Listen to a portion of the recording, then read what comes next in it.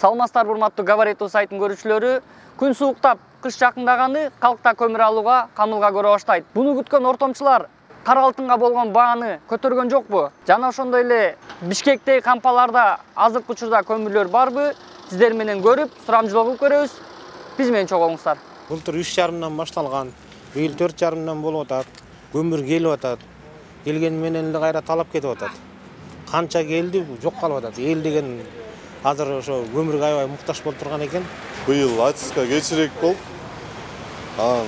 күнүнө 300-200 КАМАЗ жүктөлүп атат азыркы малдачы. Бирок кичине кечирээк болуп, элге массовый алып, элге тарап кетип атат да.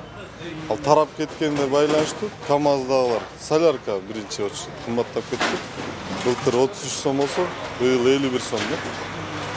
Бул КАМАЗдын дөңгөлөктөрү дагы 12 миң, 15 миң, автол кымбаттап кетти. Аны алып келгенде негизи жакта көмүрдүн баасы 1300 сомдон эле ошо бойдон. Жол кире кымбат болот да.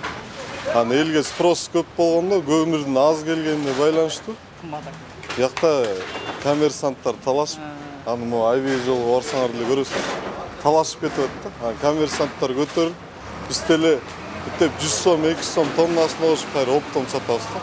Айтылган көмүр жок, турабыз. Мен машина менен келгем, көмүр алып кетейин деп. Көмүрдүн баасын азыр келип уктум, 5 миң болот а? 4,5 болот, көмүр жок. 4,5 иши жок болуп атты. Бир мишок 350 сом, а? Кыргыздын жана кичинекей мишогун аранды бул ровно 50 килограмм. Аларың 27 килограммда. Буну каяктан алып келесиз? Казакстандыкы вагондон келет, фирмалар сатат.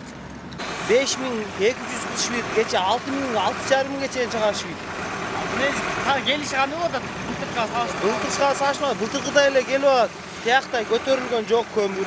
Биякта алып сатарлар көтөрүшпөйт. Ортомчулар ошондо. Ортомчулар. Муну көзөмөлдөгөн биз өкмөт иштебейт. Муну кыйналгандар көп болот. Кече мишогун 250дөн чыгарышып ийген да. Муну көзөмөлдөгөн адам барбы жокпу билбейбиз. Биз да иштейбиз. Бирок эл алып эле атат. Наразы бүттүгү. Бүт бар наразы болуп атат да. Ошол Канчадан алып келип атасыздар? Кандай болуп атат жылдагыдай? Жылдагынан салыштырмалуу. Мурункудай эле бак, азыр деген бүт баары кымбат болуп атпайбы? Солярка деген 50 сомдон болуп атат.